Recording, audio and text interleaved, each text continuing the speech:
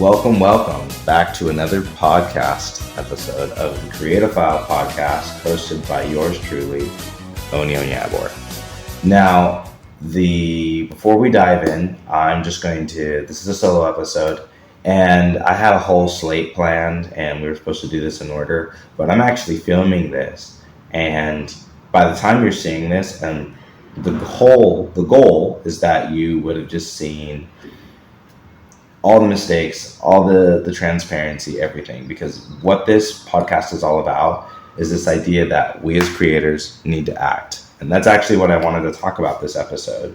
But before we get into it, I just wanted to encourage you to take a moment to follow and subscribe wherever you get your podcast, Spotify, YouTube, wherever you get it. It really helps the show grow, and it means I can bring on more incredible guests including myself, to support your creative journey. So go ahead and hit that follow button right now, as well as feel free to share this with anyone who'd help.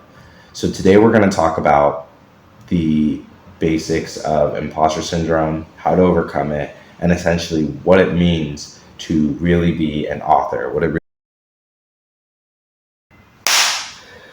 Okay, guys, so let's talk about this actual journey of jumping into the podcast. I've actually, believe it or not, I've filmed about 6 or 7 episodes right now, a few with a couple guests, and I have a few more guests coming up.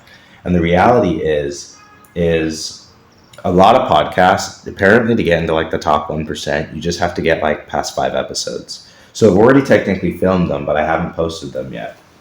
And I'm starting to see why, because there has been a lot of tension, and just there's so many things that I'm doing right now to not only get this business and what I'm doing off the ground, but also to make sure that I'm doing the challenge and structuring it in such a way that people can follow along. And I'm doing this all at the same time while time is flowing, and I'm actually having to get this all done. So I'm helping clients, talking to people. So it's all kind of been a big thing. So that hasn't necessarily been easy, and I could make the excuse and say, you know what, like, let's just put it off to the back burner, like so many things. But one thing I decided this year is that I was really tired of playing small, because I see people, and you might say like, well, Oni, you're no Joe Rogan, right? I had one friend tell me, he's not really a friend anymore, I don't think, but he was like, well, you're not Ben Shapiro, so you can't command Ben Shapiro attention or whatever. And one of the things I think about that is that there are people who are doing these things. There are people who write the books. There are people who make the movies. There are people who do the podcast that have it all. They have the house. They have the money. And I always just think to myself, how did they do it? Because I don't think they're sitting there making excuses, thinking of all the ways they can't do it and all the reasons why it shouldn't work. And I think one thing I noticed, especially like in the writer communities that I was in, there was always these people who were perpetually polishing and working on their publications, but never actually making any type of progress. And I've always been wondering, what is the difference between the people who actually make progress versus those who just constantly talk and dream? Because I started, so 10 years ago is when I published my very first book, The Girl and the Beast, right? It's been a little over 10 years.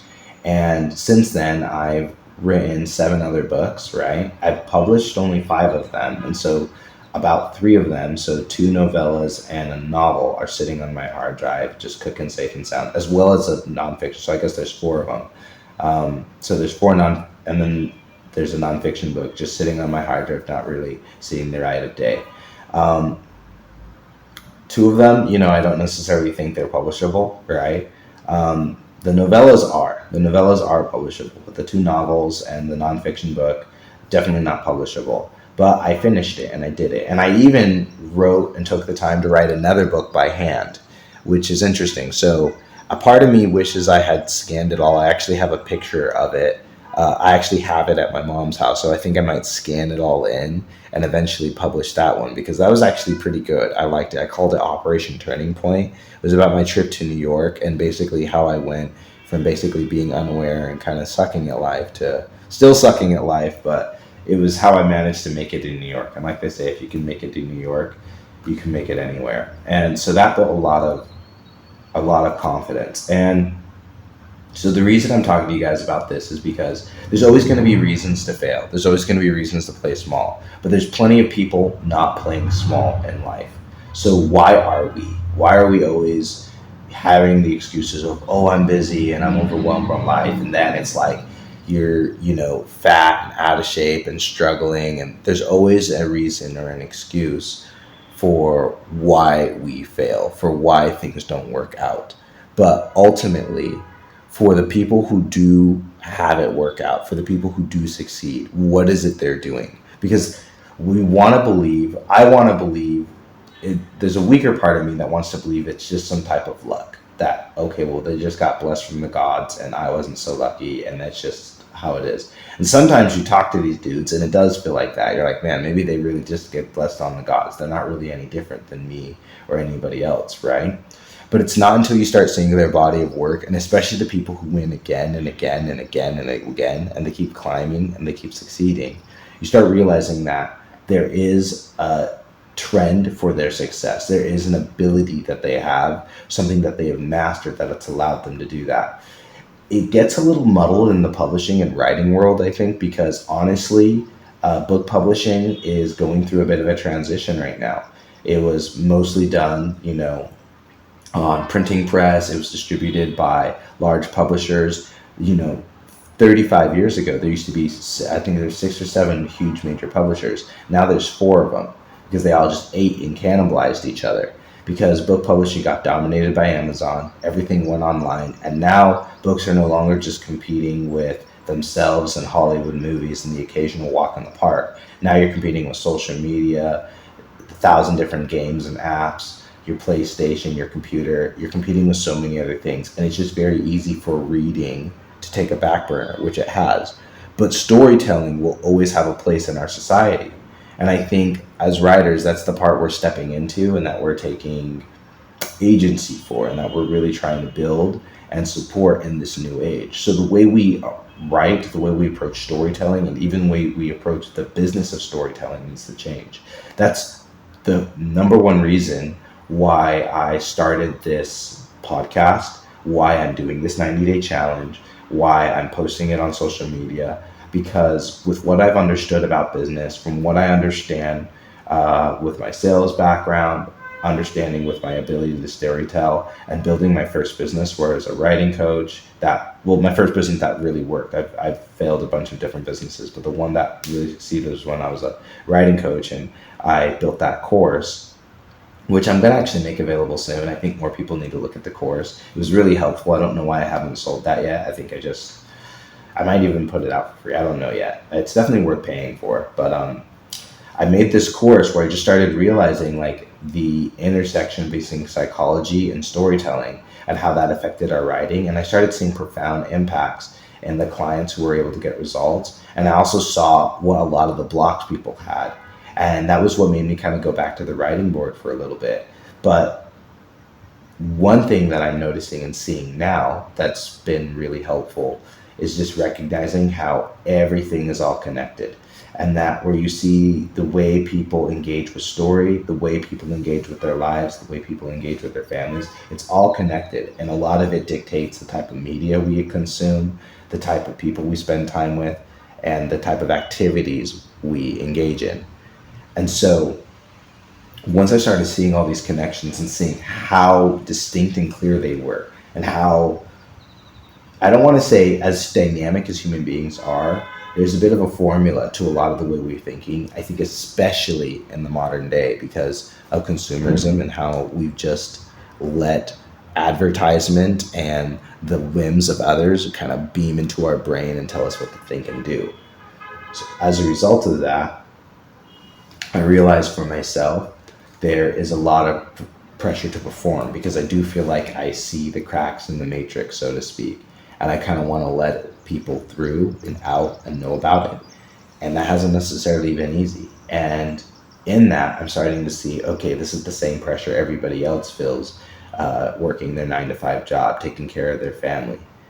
The reality is, though, we're all just getting older. Time is not going to stop flowing. It's going to keep going. And so no matter what, we have to find an angle. We have to find a way through it forward because there is a way forward. We wouldn't have had an idea if there wasn't a possibility of expressing that. I don't believe anyway.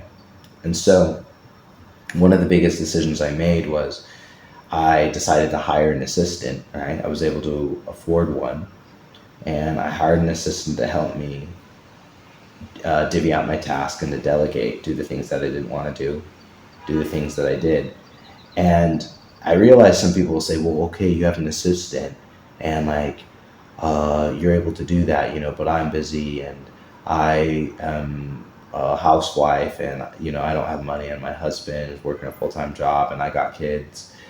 And this is where I just got to be really, really, really brutal and honest with you. The reason I'm in this position is because I went all in. I am single. I don't have a wife. I don't have kids. And I'm not a young man. And I haven't necessarily hit this gigantic amount of global success or come anywhere near the level of goals that I've wanted to.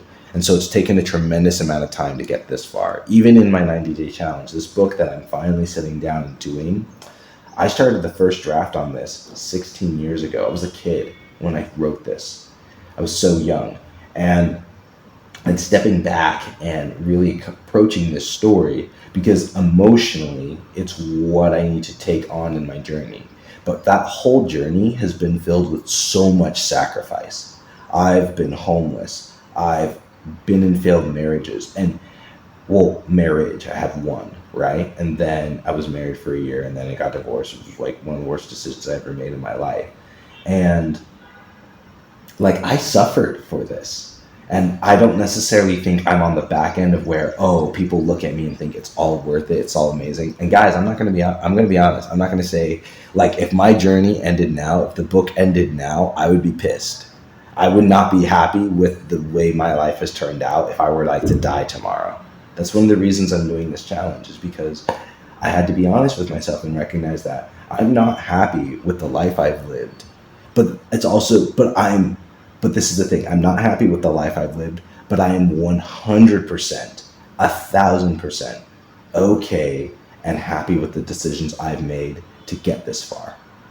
Because I know why I did it. I know what I cared for.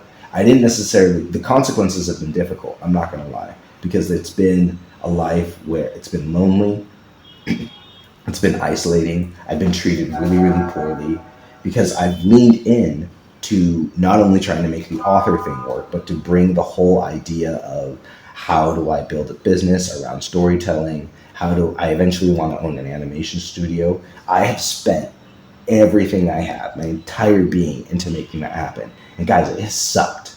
It has been so difficult. So for me, when people say they have a dream or they want something, but then they're talking about all these different things that they're juggling, a part of me is just recognizing, like, we're not the same breed of person. You're the person that puts in 2 or 3 podcast episodes and then quits because you are addicted to certainty. And that's why 90% of people will never do anything that they have in their mind. They won't follow their dreams. They won't accomplish it because they're addicted to certainty. Like, so I speak 4 languages, right? I'm working on my 5th and my 6th language. I live in Eastern Europe right now. And some people might say, you have this great, amazing life. And they might see like, you're doing this. You don't have the whole ball and chain. But the thing is, getting to this point, I chose all of these things. And I lost a tremendous amount along the way. Like, it was not easy. And to be honest, I don't necessarily think I'm an example. I think if you want to write, there are easier and better ways to go about this. But with the cards I was given, I do believe I have made the very best choices I could, given the circumstances that I've had. And I don't know how many people can say that. I don't know how many people can truly look at themselves and say, I made the best choices with everything that I had, and are honest with themselves. Like, how many times did they actually choose to go for their dream versus that security? And I have dealt with tremendous amounts of insecurity, right? I'm still dealing with tremendous amounts of insecurity, not only within myself, but within my financial situation, my physical situation, my health, all these different things. But I've noticed that as I step forward, things keep improving like a ticker. And I do feel like I'm getting to a point where maybe on the outside, I can say, hey, okay, I'm validated, everything was worth it, right? Internally, I'll be honest, I'm okay with my journey. I really like the person I am. I like the person I've become through my journey. And in order to get to that point, though, I've had to delusionally disconnect from my external reality. And I haven't done it enough, though, because even in sitting down and writing this book, I'm realizing how many mental, emotional blocks I have that I'm facing. I help clients face this stuff all the time, but then here I am doing it in real time, realizing that I actually, in fact, have a tremendous amount of sadness about the sacrifices, as well as just approaching the story, wishing that it had been something that it isn't by this time, and the expectations of that young boy who started writing this book so long ago, to see his time, to see all that go by, and to see where it happened. A good example is Mr. Beast recently. He had a video where it came out, and it was his 10-year video, and it came out, and obviously he was like, man, I hope I have 1 million subscribers. And he's just this young kid who just wants to be successful, and he's putting it all in. And obviously Mr. Beast has had tremendous success, and I'm sure he's still dealing with things. He's a human being, but he's been able to succeed like that. And I was legitimately thinking, like, man, if I made a video like that, I don't think I would be happy with what I see. And I actually do have a few videos like that. I have a 5-year video and a 10-year video that I made back in 2001, and a 5-year that I made back in 2001 as well. So my 5 years coming out in about a year, and I haven't looked at it, and I can't remember all the goals or everything like that. But there's a part of me that's super scared that I'm like, man, I don't think I've hit any of those goals. And I'm kind of beating myself up for it. And that was one of the reasons I decided, okay, I need to do this book. I need to write this book, because this is the one book that I'll say that if I can do this, I'm not going to say it justifies the years of failure and abject non-accomplishment that I've had, but it'll be a step in the right direction. And I know this might be a really raw podcast. You might be thinking, oh my God, this guy is really out here beating himself up. And I'm going to ask you, who here listening to this has not felt this way? Seriously, have you never felt like the ideas of everything that you wanted to do, everything you set out to, just didn't work?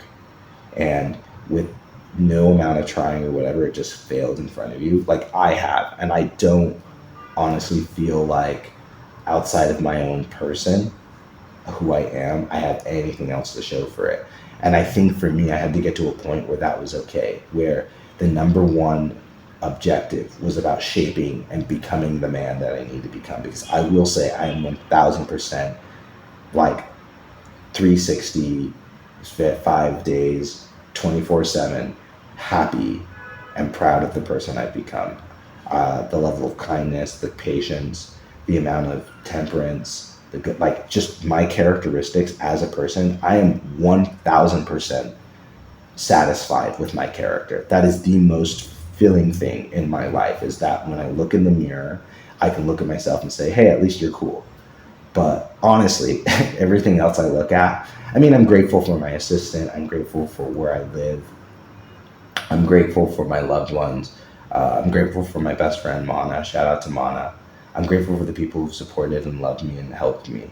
But there is still a tremendous amount of emotional pressure. And so that's one of the reasons I was putting out this podcast, and why after I make this podcast, I'm going to just pop it in the editor, chop it up a little bit, and then just post it on the podcast platforms, post it on YouTube, and get it out there. Because the reality is this, is that if we don't start moving forward, nothing will happen. And I guess I just want to be an example of, guys, what it looks like. Because, right now I'm a nobody. Most people won't care about who I am or what I'm doing, right? The thing is, though, this will be evidence for things to come in the future. Because everything starts from that act. Everything starts from deciding to believe in yourself and moving forward, even when it doesn't feel like there's a lot of evidence to. And there's plenty of evidence to. Things are working out. I have clients coming in. We're doing our case study, which we're going to start a week from now, which I'm super excited about. Actually, let me talk to you guys about that. So Pro-Lit-Fic is my company. It's sponsoring this video. the Creator File podcast, sponsored by Pro-Lit-Fic. Um, so we basically help people, creators, starting with 3 core pillars: life mechanics, understanding your vision, audience building, and then learning how to take that and then monetize on a platform. So it's this idea of building a personal brand and using that personal brand to build an audience, and then using that audience to monetize and create the life that you want to live. I've been able to do that on a fairly small scale, and now I'm scaling it up. And a lot of that was coming from my own emotional pressures of feeling uh, maybe that I wasn't allowed to be seen, and that I, wasn't good enough, and that I didn't necessarily look like the prospects that I was pitching to. But now I'm okay with it, because ultimately I do feel called to build something greater. I have a very large vision for my life, and time just needs to get moving. And there's a lot of people who are going to hate. There's a lot of people who've abandoned and treated me poorly, and it's crazy. That's not going to stop. The haters aren't going to stop. But we don't worry about that. We just focus on those who have been good to us, those who support us. And the reality is that maybe I'm talking into a black ether, right? But just like I tell so many of my clients or whatever, so many good things happen from taking that first step. And so if you're asking, hey, well, what does that first step look like? Because you sound like you got a lot of emotional problems. Why would I talk with you? And you're like, you know what? You're right. I am a human being. I'm not perfect. I do believe I am perfect. I do feel whole and complete. But I realize in whatever metric of perfection, of being perfectly handsome, or being the most attractive, most accomplished, most stoic, most emotion, like just the most anything. The only thing I am the most of is I'm the most phony. That's the most of anything that I am. So for everything that works with, that's great. For everything that isn't good enough with, it's not good enough. And it never will be. But once again, I'm not judging myself by anybody else's metrics from my own and from God's. And God is right with me and I'm right with God, so we're good. But now, if you want to ask, okay, well, how do you get to this place where, you're able to act and kind of move forward, build up and do things and actually make some progress? And here's some of the things that have worked for me. So one of the things that have really been helping me get out and sort of open up my shell, like today I was woke up and I was meditating, right? So I've been meditating for about 8 years now. The last year I had a really, really strange experience where I kind of meditated myself into this love for everybody. And in a way, I feel like I've kind of been fighting my own self-sabotage, because loving every single human being on the planet is a very tiresome endeavor, but it's necessary and it needs to get done. And I don't necessarily hate it like I did. So I'm stepping back into meditation again and kind of unwrapping my mind from this sort of blanket of self-comfort. And because it's difficult to put yourself out there. When you love everybody, but they don't necessarily love you, it's not a fun feeling. And so you get to this place where you realize you have to be really solid within yourself, but then the idea of yourself changes. And so in this meditation, whatever your practice is, I would just say take some time to really understand what the self is. And so if you're not meditating right now, I'll say meditation is as basic as brushing your teeth. If you're not meditating and you're like, why can't I write my book? Why don't I feel at peace with myself? It's like saying someone who sleeps 2 hours a day, eats Cheetos and Fritos and drinks soda pop and works 20 hours, why does he feel trashy? Like, duh, your lifestyle and your whole framework is messed up, bro. You need to put it together. So meditation is like mentally brushing your teeth. And so if you have emotional cavities, if you feel unfulfilled, if you feel unable to focus, you feel a lot of these things and you're not able to meditate, really sink down and start learning how to meditate, because it's like brushing your teeth, like I said, especially in this day and age where attention is the number one currency that is constantly being attacked. And so part of meditation is pretty simple. All it is allowing your thoughts to be. And if you're like, well, I don't even know how to meditate, I'll say this. How many of you can be bored for 10 minutes? How many of you can just sit and then just be bored in silence, not do anything, not look at a phone, not try to wash your clothes or scrub the floors or even sleep. Just be bored. Just sit there and let your mind go. If you can do this, you're in a place good enough for meditation, because meditation is just steps, right? You can just think of meditation as listening to yourself. I think meditation, let me look it up.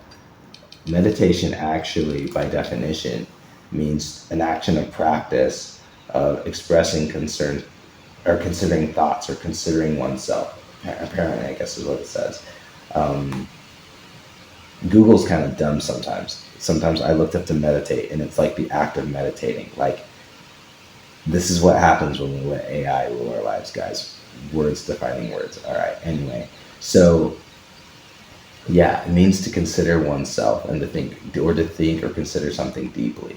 So in considering yourself and your life circumstance deeply, you want to learn how to write or whatever the heck you're trying to do. Why are you listening to this? I have no idea, but you're listening and you're here now learning about meditation.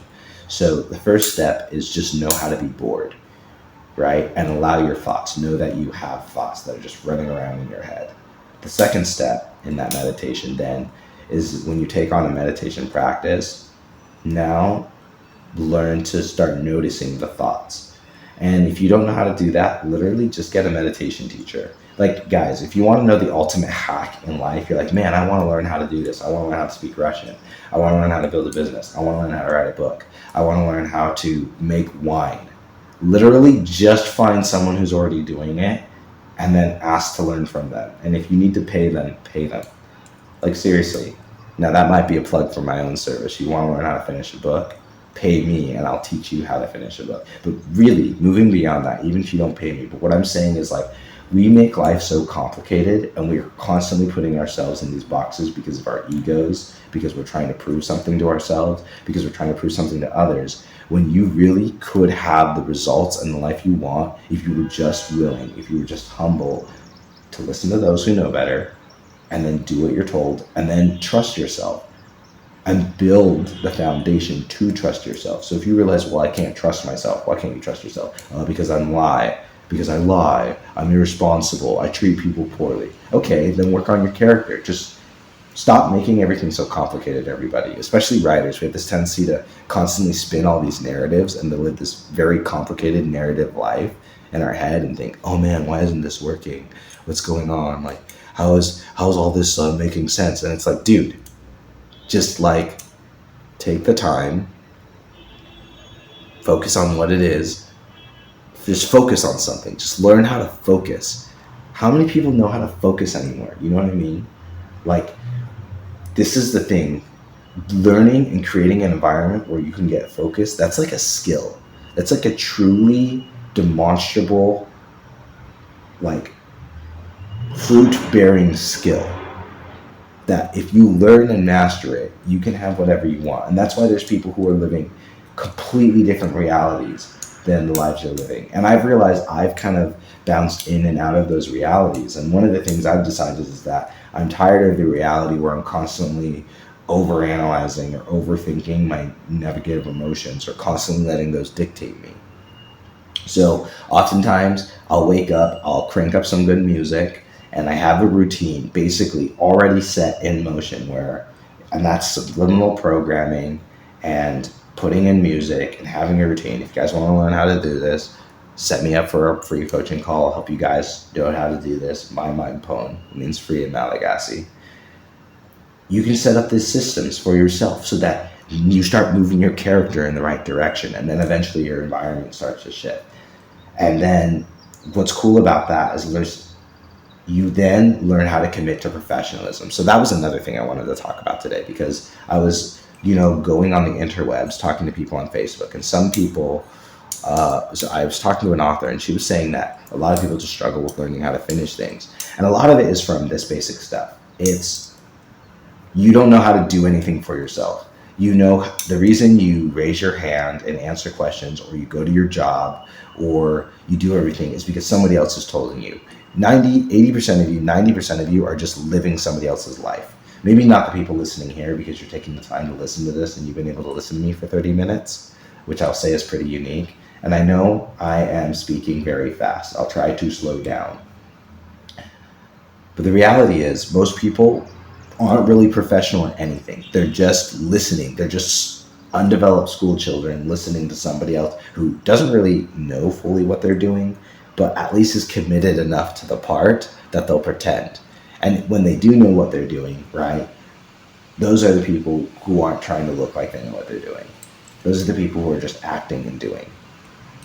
And I've come to see that so many people don't even understand what it really means to be a professional. And part of that professionalism means is that you take yourself and what you do seriously. Or rather, you take your craft or whatever you're doing seriously, but you don't take yourself that seriously.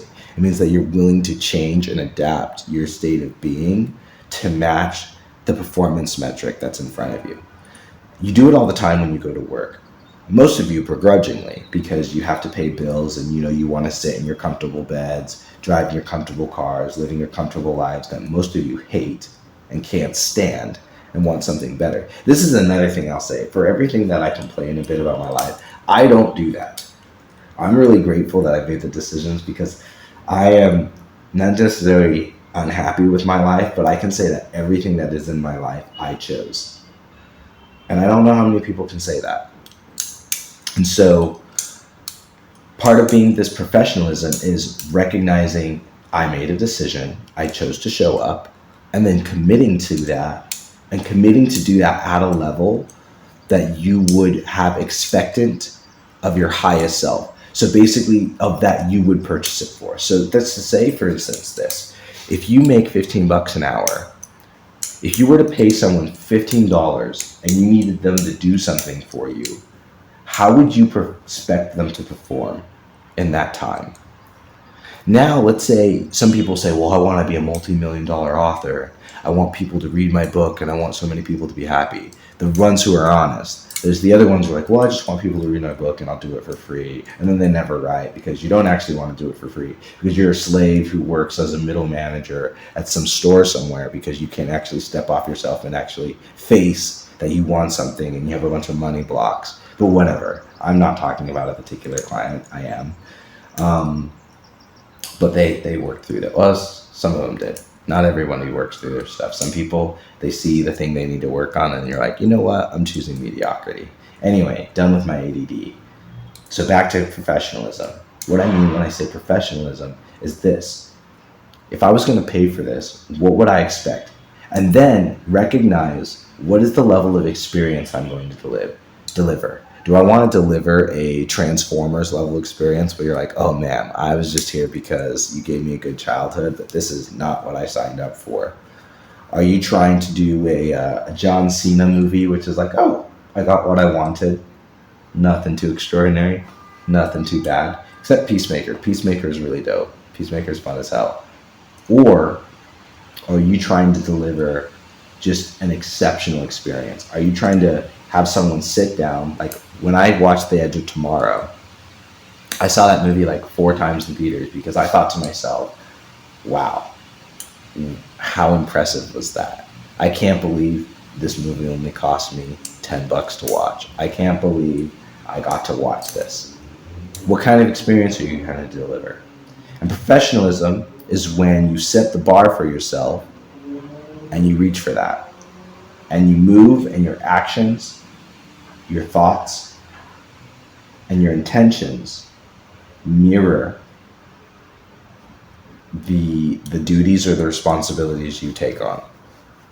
So when you saying I want to be a professional author, meaning you want to get paid, you want to be able to live full time, you want to be able to live your comfortable life, kick your feet up, right up on the beach,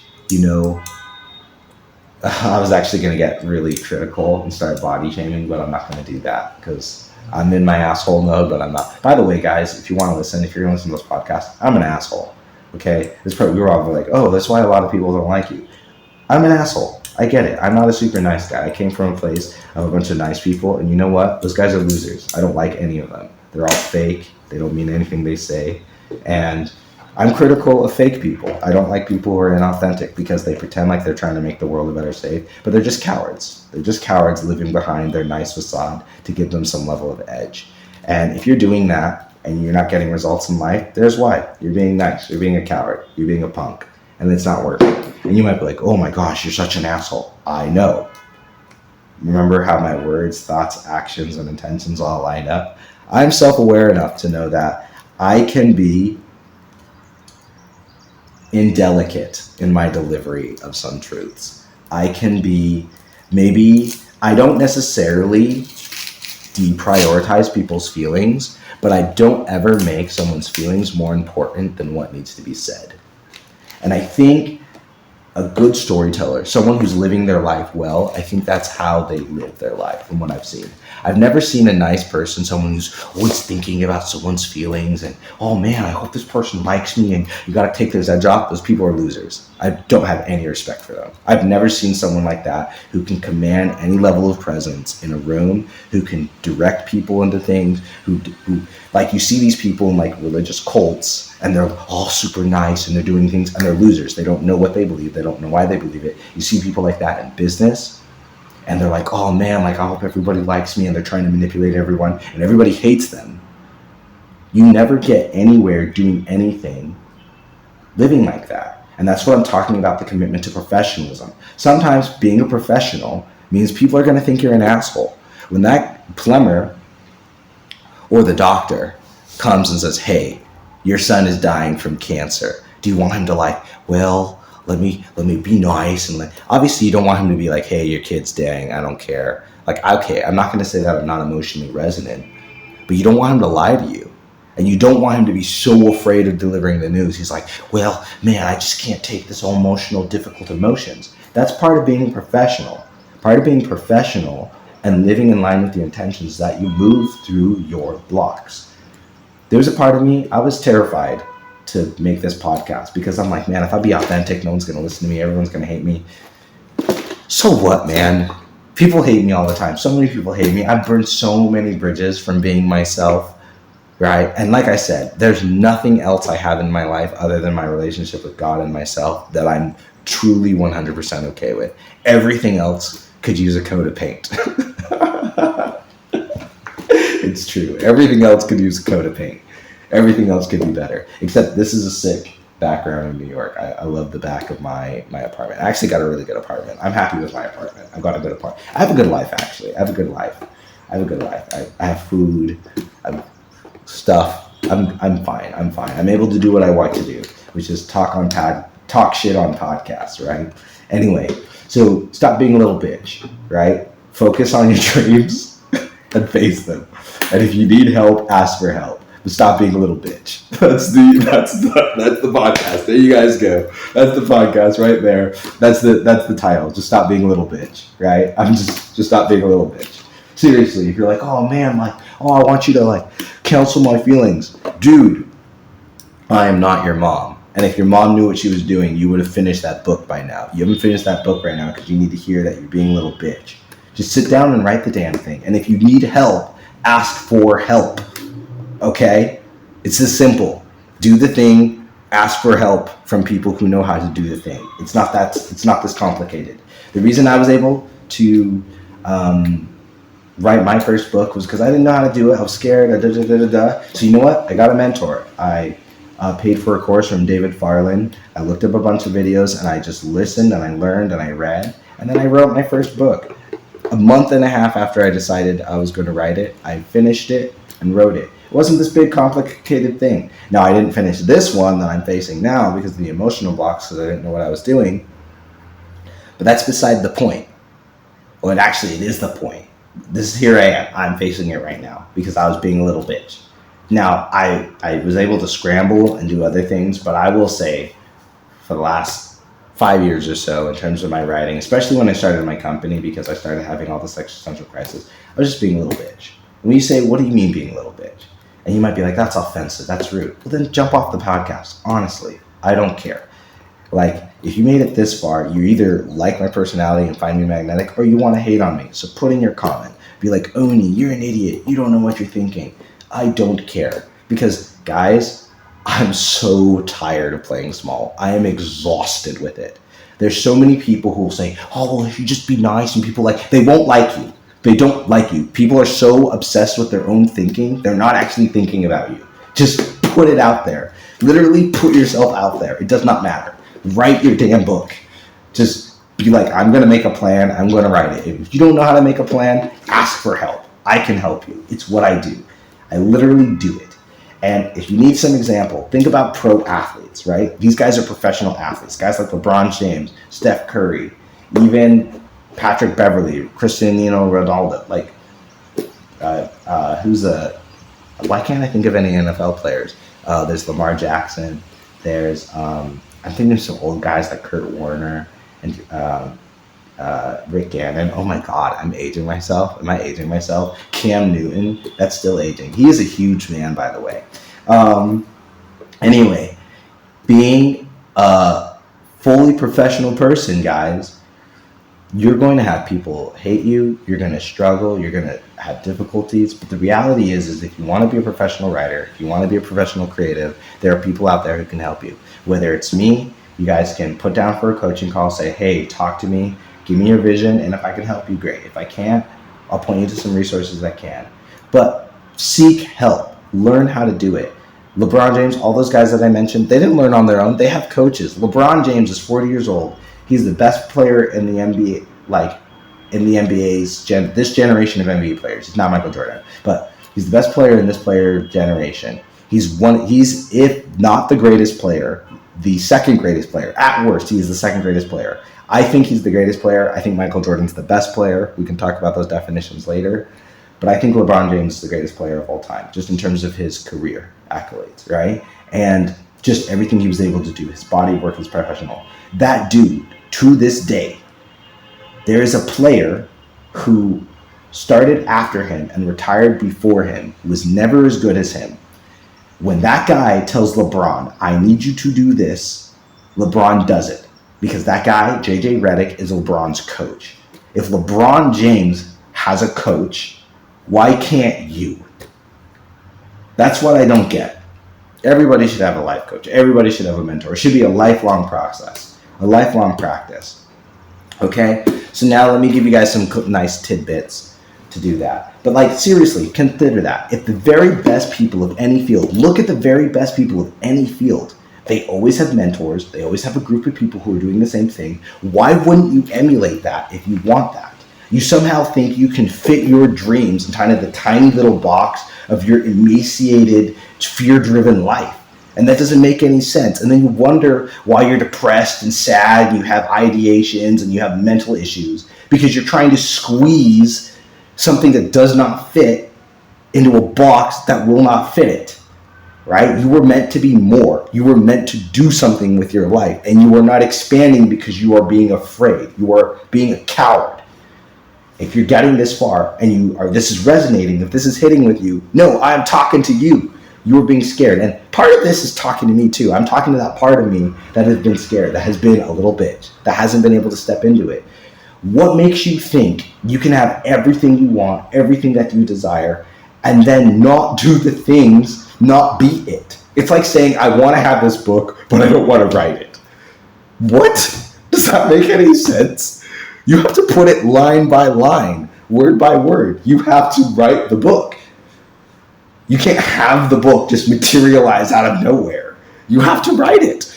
And there's people who want the book and want the validation and everyone to tell them how great they are and how amazing they are and just, I want you to just tell me how amazing I am and stroke my ego and make me think how great I am and not write the book. And that's because you're still looking for other people to tell you, because you're still living a life on safe mode. You're still living a life in first gear. You're trying to appeal to other people who don't care about your vision. You appeal to other people who don't know you, who don't want to look at you. You're trying to just do all these things for all these other people. You need to be the best version of yourself, and that's all that matters. The book, the vision, the stories, the things that make you happy. Step into that. Damn all the rest, man. Because at the end of the day, you have one life, and we are not getting any younger. I don't know about you guys. Some of you guys found a fountain of youth to roll back the sound of time. Please let me know. But as far as I've seen, it's impossible to roll back the sands of time. That was a great game, Prince of Persia. And what I'm saying is that, guys, no matter what we do, no matter what happens, no matter how everything falls down, we have to be the best. Because if we're not for ourselves, Nobody else will. And there's nothing can happen from that. Nothing else will happen. Nothing else will come. Because you will always be living in the first act of a life you needed to live. And then you'll die 60, 70, 80 years old playing back the other timeline in the energetic field of possibilities that you could have lived because you were too scared to freaking ask for help, or to pick up a phone, or to sit down on your ass and put some words on a freaking page. Why is this so hard? Right? This is all mental and emotional stuff because you've been brainwashed and programmed by people who do not care about you. They do not care about your goals. They do not care about your survival. You are a battery in their system. That's all you are. You go to work, you pay taxes, and you have your kids, and you struggle because you are a battery powering somebody else's vision because you are too cowardly to step into your own. And if you don't like to hear that, then do something about it. And next time we're going to talk about some more specifics. I don't know. I got on a bit of a soapbox there. God damn. All right. Let's finish up here. So for anyone interested in what I'm writing, The Wind of the Ways, and my actual 90-day challenge, on specifics of my process, you can sign up for my Substack newsletter where you'll get an actual day entry of writing. So I have a newsletter that I put out every day where I talk about the process, everything that I'm doing that day. It's proofread by my assistant and ran through spell check. Basically, I put out the newsletter, and on that link is a Substack link, is another post to the actual entry. So right now, chapter 1 is up on my Substack. So if you were to go in there, you'd see chapter 1 of The Wind of the Ways, The Best of Times. It's all about Lily. She's a girl living in a city in Meridia. Check it out. It's the story of my dreams. I'm super happy to talk more about it as we go along with this podcast. But look forward to this. This podcast will be alternating with my life mechanics videos every other day. So that's the process, guys. I'll get up on get off my soapbox now so you guys can listen. But listen, you have two things. Do the thing you want to do, or ask for help to do the thing you want to do. Anything else other than that is cowardice. Stop wasting your time. Stay happy, stay healthy, and remember, you are your own hero. Peace.